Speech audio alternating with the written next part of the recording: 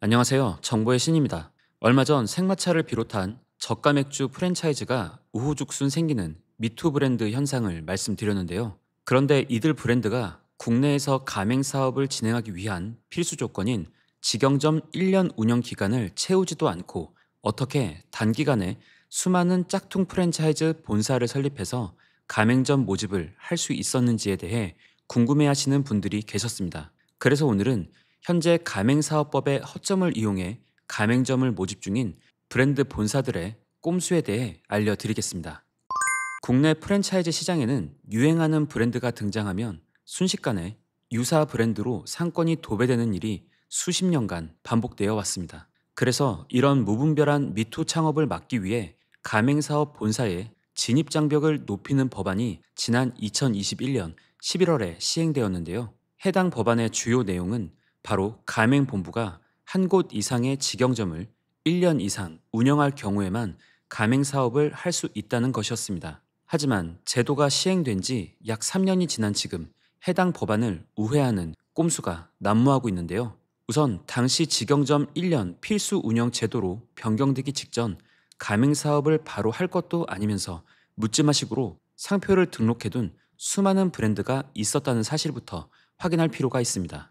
당시에 2021년 11월 시행령이 공표되기 전까지 정보공개서 등록이 완료된 가맹 본사는 향후 직영점 운영 예외라고 했더니 개정 법안이 시행되기 전 달이었던 2021년 10월 신규 프랜차이즈 등록은 무려 1229개로 전년 동월 대비 5486%나 폭증하는 기현상을 보였던 건데요. 앞으로 정보공개서 등록이 어려워진다고 하니까 우선 등록해놓고 보는 브랜드가 그만큼 많았던 거고요. 그렇게 정보공개서만 등록해둔 상태에서 사용하지 않던 브랜드를 지금 시점에 와서 바로 가맹사업을 시작하고 싶은 가맹본사에게 양도양수하는 계약으로 직영점 1년 운영 조건을 해결할 수 있는 겁니다. 이게 가능한 이유는 현재 가맹사업법상 같은 업종의 직영점 1년 운영 조건은 신규 정보공개서 등록에만 적용되는 규정이고 양도양수에 따른 변경 등록에는 적용되고 있지 않기 때문인데 이들은 이렇게 제도가 비어있는 허점을 이용하는 겁니다. 쉽게 말해 치킨 프랜차이즈를 하고 싶은 가맹본부가 정보공개서를 신규 등록하려면 치킨 매장을 직영으로 열어서 1년간 운영을 한 뒤 경력 증명을 해야만 등록이 되지만 양도양수 시에는 치킨 업종으로 등록된 정보공개서를 양도양수 계약해 바로 치킨 본사가 되어서 가맹사업을 시작해도 된다는 이야기인 겁니다. 그리고 이렇게 우회해서 가맹사업을 시작하는 게 현재 불법은 아니다 보니 직영점 운영 조건을 해결하는 정보공개서 양도양수 꿀팁이라고 홍보하는 글들도 얼마든지 발견할 수 있는데요. 이렇게 되면 3년 전 직영점 운영 1년 조건 법안이 도입된 취지 자체가 무색해지는 상황으로 보여집니다. 지금 말씀드린 정보공개서 양도양수를 통해 가맹본부를 인수하는 건 그 본사가 개인 사업자 명의여도 가능하고 법인 명의여도 가능하기 때문에 이런 양도양수를 통해 직영점 1년 운영을 회피하는 경우는 꽤 빈번하게 발생하고 있는데요.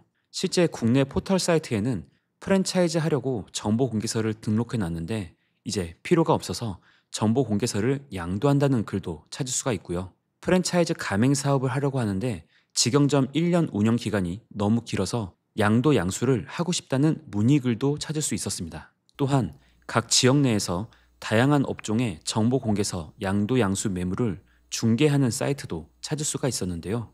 정보공개서의 양도양수 절차는 적합한 프랜차이즈 본부를 찾고 그 본부와 양도양수 계약 사항 및 금액을 협의한 뒤 관련 서류를 준비해 공정거래위원회에 제출하고 정보공개서 명의 변경 등의 수시 변경 절차를 진행하면 완료가 되는데 그럼 이렇게 정보공개서를 양도양수 거래하는 비용은 어느 정도일까요? 한 사이트에 매물로 나와 있는 사례를 보면 사업 진행 이력과 가맹점 없이 정보공개서만 등록되어 있는 경우라면 1,500만 원이라고 나와 있습니다. 물론 이건 절대적인 금액은 아니고 가맹 본사의 규모나 업종에 따라서도 금액은 달라질 수 있는데요. 사실 직영점을 하나라도 직접 오픈하려면 매장 인테리어부터 주방 설비, 의탁자 등 창업 비용이 들어가고 매장 보증금과 냉난방 등 별도 공사를 생각하면 소형 평수 창업에도 1억 이상은 우습게 들어갑니다. 그리고 1년이라는 시간 동안 장사가 안 되었을 때의 리스크 및 그 기간 동안 들어가는 인건비, 재료비 등을 감안했을 때 가맹 사업을 바로 시작할 수 있는 본사가 되는데 1,500만 원에 정보공개서를 사오는 것이 오히려 이득이라 생각하는 곳들이 많은 것 같은데요. 앞서 말씀드렸듯이 기존 정보공개서에 브랜드명을 그대로 지킬 필요도 없어 브랜드명도 원하는 대로 새로 바꾸면 그만이고 정보공개서 변경 등록만 되면 이후에도 직영점 운영이 필수 사항이 아니기 때문에 양도 양수를 통해 등록된 정보공개서를 취득하는 곳들은 직영점 한번 열어보지도 않았거나 직영점을 운영했더라도 그 운영 기간이 매우 짧아 제대로 매출 검증을 하지도 않은 채 가맹점 모집에 바로 나서는 경우가 많이 있다는 게 문제인데요. 그렇기 때문에 이러한 엉터리 가맹본부를 거르려면 해당 아이템 창업을 알아보는 예비 창업자들이 꼼꼼하게 정보공개서를 확인하고 본사의 경력과 업종 현황 및 경쟁사 등을 확인하는 게 필요합니다. 하지만 소중한 내 돈을 들여 창업하면서도 그렇지 못한 창업자들이 생각보다 많은 것이 현실인데요. 창업 박람회나 본사 홈페이지 등을 통해 본사의 설명만을 그대로 믿거나 경쟁사보다 저렴하게 창업할 수 있다는 말에 쉽게 현혹되는 경우도 많습니다. 특히 계약 전 반드시 확인해야 하는 정보공개서도 제대로 검토하지 않고 창업을 결정하는 경우들도 보게 되는데요. 정보공개서는 창업을 희망하는 가맹점주에게 본사에서 반드시 전달해 줘야만 하는 문서로 가맹본부의 일반적인 정보와 가맹점 수익성 및 영업지역 보호 등 중요한 정보들이 포함되어 있습니다. 가맹본부는 가맹 희망자에게 계약 체결 14일 전에 정보공개서를 제공해야 가맹계약을 체결할 수 있는데요. 하지만 필수 문서인 정보공개서 전달이 제대로 지켜지지 않는 경우들도 존재하는데 이런 경우는 가맹점주가 공정거래조정원에 신고하면 본사와의 가맹계약 무효로 인정을 받아 계약을 해지할 수도 있고 가맹금을 반환받을 수도 있으니 확인이 필요합니다. 그리고 기존 가맹본부를 다른 사업자에서 인수하게 되면 해당 내역이 반드시 정보공개서에 반영되게 되는데요. 양수기업 중심으로 정보공개서 내용이 변경 등록되기에 가맹점주들도 해당 본사가 언제부터 이 사업을 진행했었는지 알 수가 있습니다. 그럼 실제 생마차 미투 브랜드 중에 매장 수가 187개로 가장 많았던 소시지오의 정보공개서를 한번 살펴볼까요? 소시지오가 직영점을 시작한 날은 2023년 11월 21일로 나오고 가맹 사업은 약 한 달 뒤인 2023년 12월 27일에 시작된 것으로 나오는데요. 직영점을 시작하기 4달 전인 2023년 7월 17일에 인수합병을 진행한 내역이 나옵니다. 그리고 생마차와 거의 같은 가게로 오해할 정도로 유사한 사례로 말씀드렸던 문토리의 경우도 직영점을 2023년 10월 24일에 시작했는데 2023년 12월 11일 가맹사업 인수합병을 통해 바로 가맹사업을 시작한 것으로 나오는데요. 이처럼 가맹사업 양도 양수를 통해 직영점 1년 운영 요건을 채우지 않고도 바로 가맹사업을 시작했다는 사실을 정보공개서를 통해 확인할 수가 있습니다. 가맹사업을 하는 본사는 정보공개서에서 이런 주요 변경 사항이 발생하면 매년 실시하는 정기 변경뿐 아니라 수시 변경으로 정보공개서를 변경 등록해야 하는데요. 특히 양도 양수에 따른 가맹본부 변동 사항은 변경 사유가 발생한 날로부터 30일 이내로 빠르게 변경 등록을 해야 하는 사항이고 이 절차가 완료된 이후에야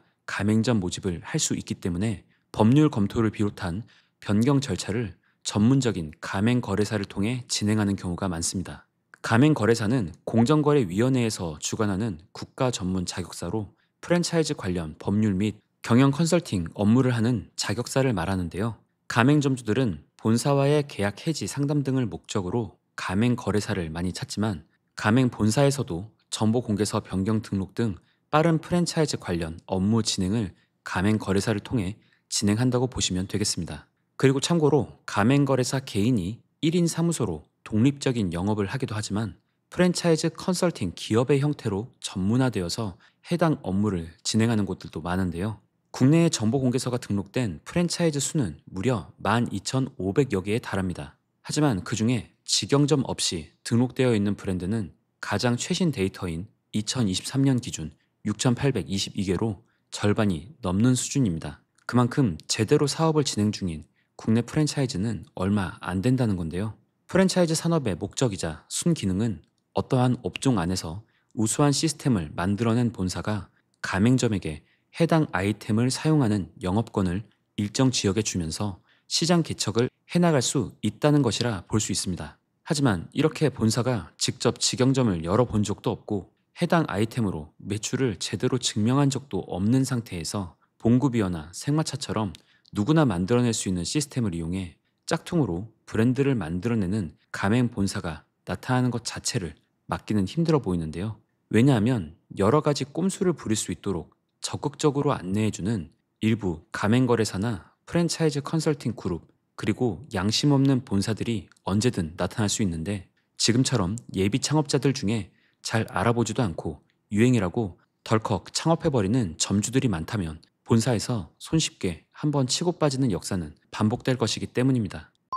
오늘 콘텐츠에서 살펴봤듯이 아무리 법적으로 제도를 만들어도 영리한 본사들은 어떻게든 우회해서 피해가는 꼼수를 만들어냅니다. 국내 프랜차이즈 시장이 지금보다 성숙해지기 위해서는 추가적인 제도의 보완도 필요하겠지만 창업 예정자분들이 좀 더 정확한 정보와 지식을 알아가는 부분도 필요하다고 생각되는데요. 앞으로도 이와 관련된 진짜 정보를 알아가실 수 있도록 다양한 분석의 콘텐츠를 만들어 가겠습니다. 오늘 영상도 유익하셨다면 구독, 좋아요, 알림 설정, 댓글로 응원 부탁드리고요.